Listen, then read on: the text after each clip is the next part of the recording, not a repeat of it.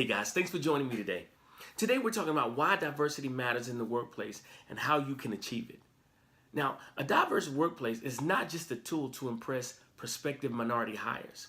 Companies with a wide range of employees enjoy broader skill sets, experiences, and points of view, all of which combine to give diverse companies a powerful advantage over homogeneous ones. Now, unfortunately, the benefits of diversity still remain a mystery to many employers. Now, the infamous anti-diversity memo by James Damore, a since ousted Google employee, testifies to the fact. As a surprising number of people defended Damore's position, primarily his argument that women's biology inhibits their abilities as leaders. It's clear that some companies remain unconvinced about the value of diversity in the office. Now, the issue goes far beyond gender. People of different races, sexual orientations, and other differentiating factors all bring something unique to the table. But many leaders defend their choice, if you will, not to diversify by arguing that cognitive diversity, which is the diversity of each person's unique life experiences, is more important. Now, unless these leaders can show that minorities or minority candidates lack the necessary skills their current employees have. However, focusing on cognitive diversity is simply an excuse to maintain the status quo. Now, here's the reality of the workplace demographics. Statistics released by Information is Beautiful, that's an organization, they don't paint a flattering picture when it comes to diversity in today's tech industry. Now, while the U.S. population is split about evenly between men and women, the data shows that only a few companies have balanced workforces. Now, Asian Americans make up only 4% of the total U.S. population, right? Okay, yet most tech companies or tech workforces that were studied were more than 30% Asian. Now, and although Latinos and African Americans both account for 12% of the population, only 4 of the 23 companies studied have double-digit percentage representation of either demographic.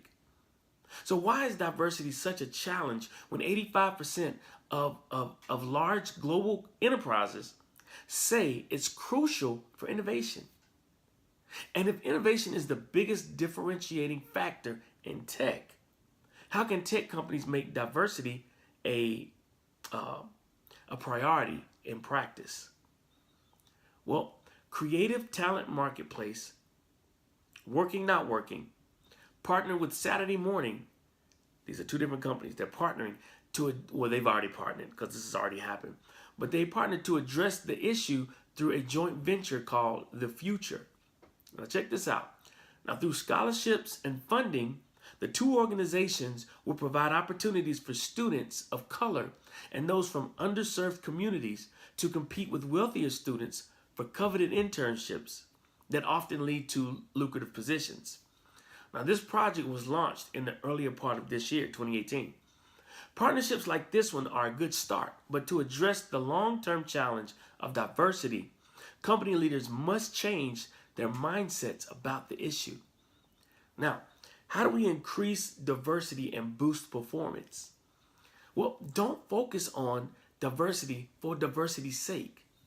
Promote diversity because heterogeneous workforces are better, stronger, and more able to adapt than homogeneous ones. Now, the following strategies can help create a diverse workforce that drive innovation and exceed expectations. Number 1, develop an equal opportunity policy. Now, diversity takes conscious effort to create. Become an equal opportunity employer to show minority candidates that they are welcome. That's first off. Put together a hiring committee that will ensure that the policy is observed, okay? And brainstorm ideas for attracting more diverse candidates. Making diversity part of the company's core values so that everyone in the organization knows that this is not a one-time initiative. Number 2, be transparent about hiring criteria. Some current employees might question whether this new policy is designed to find best candidates or fill secret quotas, Now, opening up hiring criteria to scrutiny and allowing everyone to see that the diversity efforts are not just designed to hit some quota or arbitrary target, but to give equally qualified minority candidates a fair chance to secure employment. Provide diversity training to employees to help them understand the reasoning behind the new practice. Number 3, improve retention of minority employees or minority workers. Bringing minority hires on board is only half the battle. Develop an exclusive workplace where minority candidates can feel appreciated and have opportunities to advance and excel. Promote mentorship programs to connect lower-level employees to management change and create a path for employees to ascend the ranks. When someone does choose to leave, conduct an exit interview and find out why.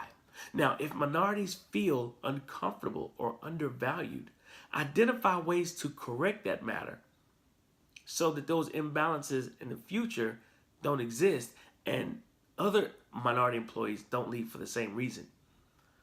Now, here's a favorite one of mine. Analyze problems and adapt. I talk about that in one of my books. Biases can creep into even the most innocuous job postings, interviews, and office relationships.